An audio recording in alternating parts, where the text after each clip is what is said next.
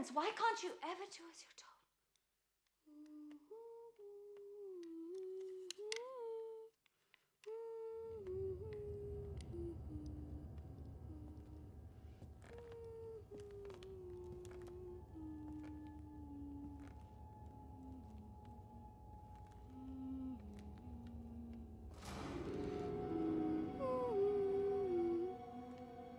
What's the matter? Where is my daughter? What have you done with my daughter? Are you mad? I am your daughter. It's story time here on Horror Fiend TV. Yes, another episode of What's Your Story and special episode because we are aging 25 years later when this film dropped and still a film to talk about. So before I keep going, let me introduce my co-host, the fourth corner herself, lovely Lexi. How are you doing Hey, today? hey, I'm doing fine. I feel like I'm coming back from the dead after the last 2 weeks of being sick. And other than that, I'm excited to talk about this one because I gotta say, this is probably a film that's stayed with me since childhood. It's one of those films that I grew up on, and the story is very interesting and the point of view of this story. So I'm excited to talk about this one, and it's got to be in my top 10 faves. Yeah, this is an interesting film. Obviously, if you see, we're going to be talking about the others. 2001. Now, this film was directed by Alejandro Amenabar. Hopefully, I said that right. And of course, it stars one of the biggest stars of the 80s, 90s, late 80s, 90s, 2000s. And she's still going strong right now, Nicole Kidman. She plays Grace. And this is an interesting film because, I remember watching this when it came out. If you don't know the synopsis, if you haven't watched this yet, you could definitely, I think it's on Amazon Prime, I believe. But I think it was it, Amazon or AMC, one of the two. definitely, I mean, it's still a film worth watching. It's still a memorable film. If you watch, one of the scary films, they kind of goofed on this movie too. So, I think it was the one with the Michael Jackson appearance in it, where he's basically, I am your daughter. But this is an interesting Yeah. film to talk about because it has probably, if you remember The Sixth Sense, this movie came out, I think a little bit after it, and it was one of those things where there was during the time there was a lot of movies, with a twist, and this movie had a memorable twist in it. But this movie was basically you have this woman who lives in this massive mansion with her photosensitive kids, which it threw me off a while about that when I went to rewatch this. But then you have basically they're in this house all by themselves, and they think they're really not alone, even though they hired a three-person staff to come help them. But this film has a lot of basically things to talk about. So, Lexi, like when you first watched this film, I mean, like what do you remember most about it? Well, it's been a little while since I've seen it, so I'm going based off memory. Um, my first impressions of this film was, I mean, before it even gets to the twist, you didn't expect it. I'll say that. When the twist comes, you don't expect it. And I'm like, that's, and this movie is by far unique. It's not like a remake of anything. So it was a fresh start of, the early 2000s. But I enjoyed it because one, Nicole Kidman, she does no wrong in my face. And the story and the children, if I remember correctly, I think she was waiting on her husband to return from war. And Yes. so, she's a strict mother, raising two little ones by herself. The daughter, sassy pants. I do remember that the little boy listens to his mother, mommy's boy. So she had best of the both worlds there, good and bad child. But I do remember the fact that again, she's waiting on her husband. She's raising two kids, and she's very strict. I do remember something about having to cover the lights because the daughter was allergic to sunlight, Yeah, both if kids. I remember correctly. Yeah, and she did hire you mentioned the three staff members. I mean, she has a big ass house. I would want three, I guess, as well. I think she had the graveyardsman taking care of the yard. She had the lady, I forget her name, the elder lady that was more of the Mixed cook. Mills. Yeah, Miss Mills, the cook, the cleaner, and making sure the windows were closed. But then the presence comes in of the haunting, where the daughter's saying, "Yeah, I speak to a presence, and things happen in the house." And I do remember the windows being wide open. She's like, "Who opened these windows?" And blaming Miss Mills and her staff. And Nicole Kidman, again, she does no wrong. She played her part very well as a mother, trying very hard to take care of kids on her own, making sure her daughter, who's sensitive to light, not get sick and die and shit like that. So, um, but I do like the slow burn of the presence coming in. But I want to see your take on it because I don't want to go too dive deep into. I don't want to say the twist just yet. Now, this film was interesting because the way it begins, it starts with the telling of a story, and it's one of those things where it was a common theme in this film where if the daughter Anne, if she misbehaved, go read. So she always kind of had these kids reading for punishment, and it was very much as far as they had to read the Bible. They were deep into religion, and she basically owned about if you lie, you're stuck in I think it was limbo or it's just a lot of these things about limbo, purgatory, the four basically places of hell. But it was like one of those things where as you're watching this film, you start picking up certain things like the fact that she the staff came in and she basically told him you have to lock every door behind you.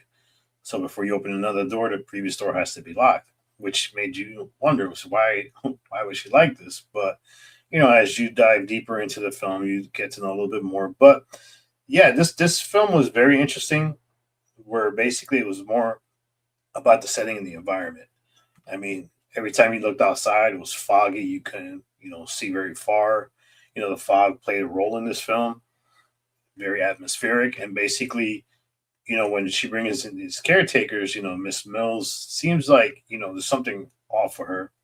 But as you start diving deeper into the story, you start seeing that there's certain things about Miss Mills that she knows that Grace is hiding.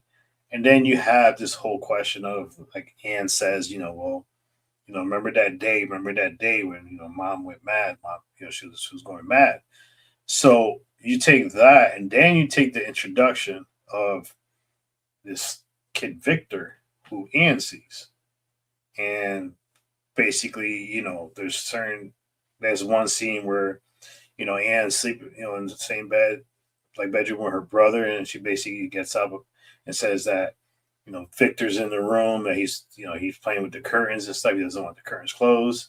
So you start thinking like just like in was it The Conjuring 2 where the girl starts talking, like the spirit, the entity, you start wondering if Anne's talking like Victor. So you had all these things being put into place as far as going to where the twist was in this film. So I think being the fact that Sixth Sense did it and then this film came along and did it, even though they're very similar in certain ways, but they're very separate, especially with this twist. But yeah, I liked it a lot. I liked the fact that it is a slow burn, very slow burn. And but it's one of those things where you have to listen and pay attention to everything that's being Yeah, because said. the clues were all there. The twist was in our face the entire time, and Yes. you don't see it. And it's I like that because we don't see it just like the mother doesn't see it. Yeah, let's talk about that. What did you think about the twist when it hit? What was your initial reaction when the twist was revealed? So I absolutely loved the twist, and here's why. Because we see a bunch of these type of stories where the house is haunted and the family's struggling, like The Conjuring 2. However, it's about the family and the evil presence in the house in The Conjuring 2. This one is ass backwards. We get the ghost's point of view. They don't realize that they're dead. Miss Mills knew they're all dead, and but I felt like Miss Mills, although she was strange, I felt like she was slowly trying to guide her spirit. Look, you need to find out on your own type vibes. You need to find out on your own so we can all cross over on our own. And but when I realized Victor and his family were the Conjuring family. Not you know what I mean? Not the actual Conjuring family, but they're the ones investigating the house. They live there, actually, in the living. And then come to find out Nicole and her two kids and what Nicole did. Like that.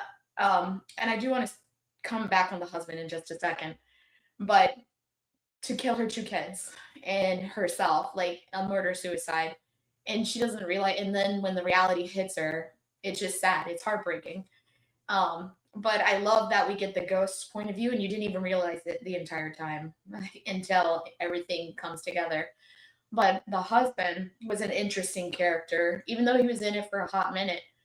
I was actually discussing to my talking to my mom earlier today, telling her that you and I were gonna record for this. She's like, "Oh yeah, I love that movie," and she had mentioned the husband. I'm like, "Oh yeah, he was in war, and he died in war.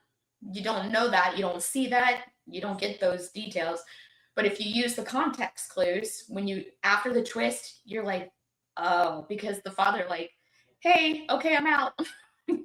But it was because he died in war, and before he crossed over, he was saying goodbye to his wife and kids, and then he moved on. He knew he was dead. So I like that. I mean, the twist is fucking perfect. And again, the clues were all in our face and we didn't see it. And I like that type of shit. No, it was very interesting because you get like the scene with when she stumbles upon her husband and she leaves the house and Miss Mills like, well, should we let her know? She's not gonna get far. Just make sure we hide the grave, the three graves and stuff, which happens to be Miss Mills, the Mr. Turtle, and then I forgot the name of the girl who couldn't speak. So she stumbles upon her husband, who's basically walking in the fog. Which right off the, once you start digging more into it, they were stuck in limbo. They were really stuck in purgatory. And purgatory is basically, if you're a religious person or not, purgatory is that area between before you either go to heaven or you go to hell.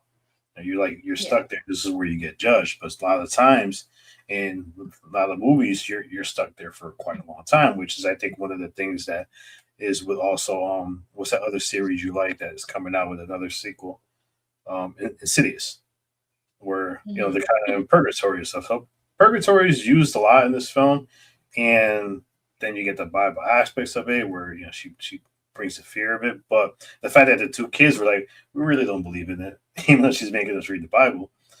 But she stumbles upon her husband who's been lost this whole time. He's been trying to find his way home, but basically he's walking through this fog. And then he like comes, he basically stays in the bedroom. He was all right, I'm out. And ironic thing is he left after Anne revealed to him what mom did. Basically, mom killed us. So he was like, I'm leaving. I'm gonna go back to where I need to go. Which I kind of feel like I don't think he went to heaven. I kind of feel like he had to go basically back to the battlefield, and basically that's where he's stuck in the battlefield. But he just want to come home to get some closure. But and the fact that I'm sorry. I feel like if you've seen a bunch of like the ghost shows like Ghost Adventures, Ghost Hunters, Ghost Brothers, they all talk about, the residual haunting, meaning they're repeating life. And that's how I felt the dad was. He had to go back to the battlefield. He even took his bag, I believe, and he was walking off into the fog like he's going back to war. He's just repeating. He's stuck in limbo. Just like, and then the more tragic thing is if she killed the kids, then the kids are stuck with her for eternity. I mean, she killed the kids and they're stuck with her still.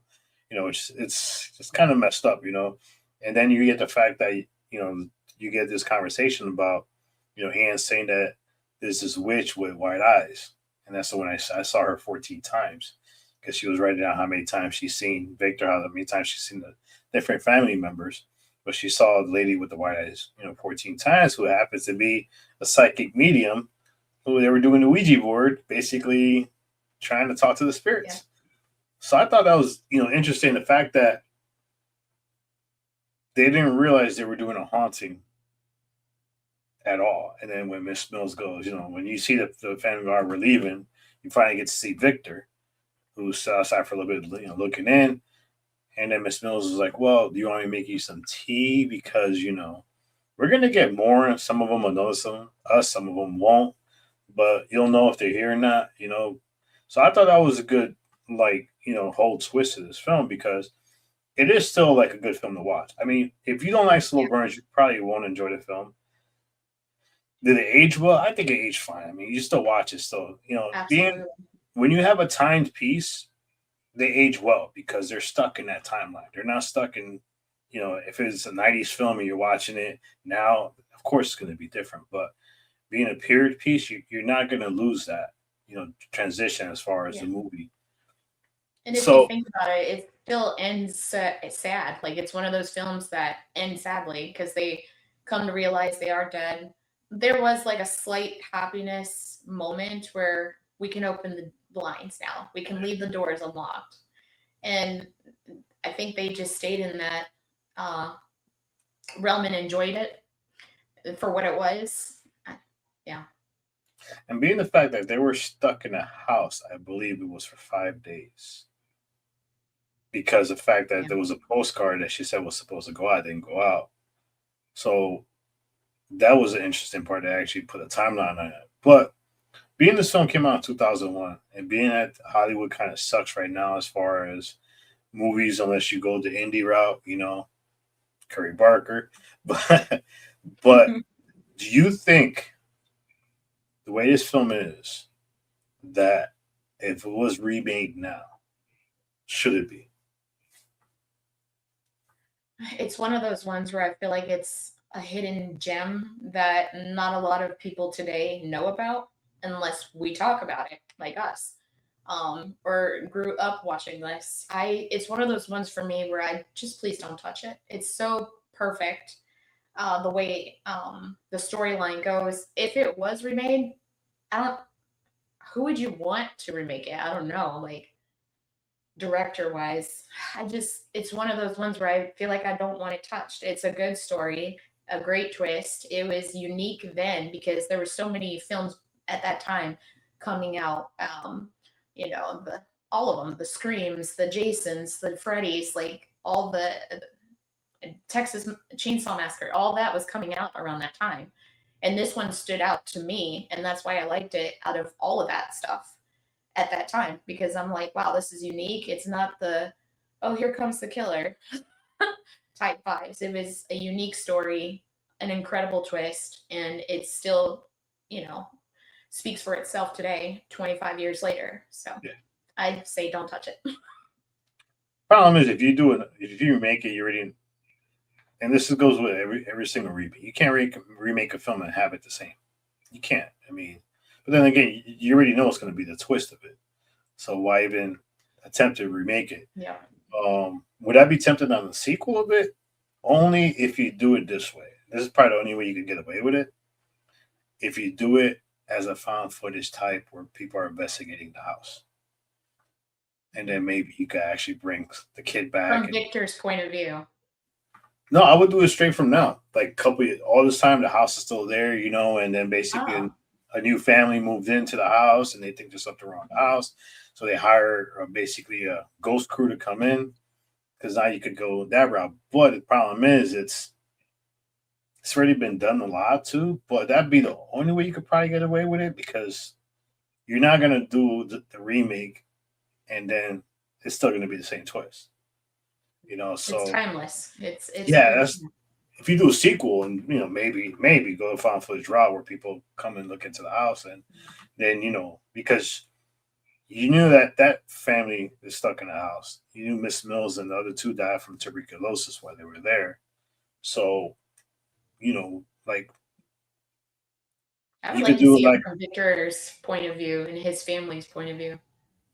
well you could do it. This is where you could do the documentary style found footage where you backtrack of everybody who's in the Mhm. house. And then, I mean, this is decades later because it's what the time that this film took place. But even then, it's still you're kind of like reaching. So I would definitely put. If you go that route, I would bring up those old photographs again where the heads were missing. Wasn't there photographs? If Yeah, there I was a lot remember of them, correctly? and you don't know if those were the people who lived in a house prior to that. So that's the big Yeah. question you have, and how many ghosts could you have? That's why the found footage documentary style you could probably get away with as long as it's a sequel like the others too, or you call it something Mhm. else, but like have it be a sequel but not be a sequel. That makes sense where you don't have to attach name the Yeah. others on it, but you could be based on the story, so you can still bring in the storyline of what happened. And since all this time passed, you don't know if other families got stuck in a house, or if we went like the Amityville horror route Since with a couple of then. these. Yeah. So yeah, so you could, Or do a little homage in there somewhere where you see the photograph and it's the two kids and Nicole Kidman. yeah. I would like I that. mean, you could definitely still bring her back, if she wanted to do that. But yeah, overall, yeah, let's go ahead and rate this one. If you're not familiar with this, this show, we rate overall as far as it's character based, it's storyline based, so everything is basically of this film telling a story. So that's how we rate these films. So how would you rate this one from 1 through 5? For me, it's a 4. It's a timeless piece. I've always loved it since growing up. It's one of those films that stuck with me. With the others, same thing with Dead Silence. That's another one I believe we spoke about with Mary Shaw. That's another one that's timeless and that I remember from growing up. It's just those story-driven based films that stick with me, and this was one of them. So when I remember when we discussed talking about this one, I was so excited. I was like, yeah, well, we have to talk about it. It's one of those ones that shouldn't be left or forgotten about. It's definitely, I say 4 though, because I felt like, I don't know. It's not that I wanted more. It's, I don't know. Yeah. I, I kind of did, maybe from, at the time, maybe I was confused about the father. It's slow. And, but once the plot twist comes in, um, yeah, I guess, I don't know. Damn, it's a damn near 5. Yeah. No, I mean, I see what you're And, saying. There was something about this film where you kind of wanted more, you just don't know what more, you know, and right. it's I just mean, like because it's it was not so slow that you should have turned it off. It's absolutely fantastic film. It's definitely in my top 10, damn near top 15. And again, it's one of those films that I can go back and rewatch and not be tired of it. Um, and Nicole Kidman, she was top tier in this film. The way she was stern and kind of evil at times, Mhm. especially with Anne. I felt bad for her. Anne carried this film as well for being a little girl at the time. She was a strong character. I wanted more from, I guess, Victor's family as well, because they were interesting. I'm thinking that he's the haunting of the house the entire film, and I'm like, well, how did he die? Where did he come from? When did and I'm like, wait a minute, he's trying to figure out those questions. So I wanted more from that perspective, but I like that it was asked backwards. Like I said, we got the view um, from the ghost perspective, which there are films out there that are kind of doing the same thing, like Presence. I believe we talked about that one too. We got it from the ghost point of view. So, yeah, but it can be done like this one. It's freaking damn near a masterpiece. yeah. I think what it is too is because we're so accustomed to like films like this that gives us that jump scare. There wasn't really much jump scare in this one. It was more like No. the story unfolding was more like the tragic part about this as far as what happened. I mean, but you have like, I mean, it was very, like I said, atmospheric. It was always a dark mood, the fog outside, you know. I mean, the house is always dark. Yes, the kids were photosensitive, but if you actually look at the film, it didn't feel like there was any time as far as night. I mean, I know she walked around nighttime, but it just didn't feel like that. And that's another thing that kind of threw me in a loop a little bit is the fact that yes, they died in the house. So how far can their spirits walk? As far as She because wouldn't allow them to go outside, right? right, but then Cole Kidman basically walked and didn't reach far. She ended up having to, basically she ran into Charles, turned around. The kids went as far as the tombstones and turned around, but it's like was one of those things. How far can their spirits go as far as traveling? Because the three staff members, Miss Mills and Mr. Turtle, and the other lady they were walking around like crazy outside. So it's just one of those things where kind of threw me off a little bit, I would say, because I would thought they were more stuck inside the house itself and can't go outside. But this film is definitely, I agree. I think it's a 4. I think the problem with this film is you kind of do want more, but at the same time, I would say to play a devil's advocate, if you got more, would have really ruined the film, because not seeing that family until the minute she walked in, opened the door, and here they are doing basically you know, I An don't know if they had insidious the Ouija moment. board. Yeah, I don't know if they had the Ouija board now, but they're basically doing, to talk to the spirits. So it's one of those things where I like that reveal. I like the fact that in order for her to move on or move past that, because they're stuck because she killed the kids and then she committed suicide. So right off the bat, she's damned. So now she's basically she's stuck here.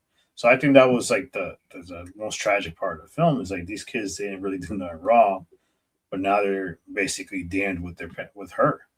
So yeah, it's definitely a 4. I mean, it's still a good watch. I think the film does stand the test of time because it's a It's a timepiece. beautifully tragic movie, that's for sure. No, it is, and it has one of the the good twists. And this is one of these films where, like, I mean, I mentioned the Sixth Sense before. This is one of those where it was basically the storytelling. It was getting you pulled into it and figuring out what's happening, even though they're planting all these basically seeds all over it. I mean, they were throwing as much crumbles as possible. It's These are one of these films that you have to kind of catch each crumble as they're doing it. Being the fact that there was one scene where she heard the piano playing, she went to open the door, and then door slammed shut. She went flying back.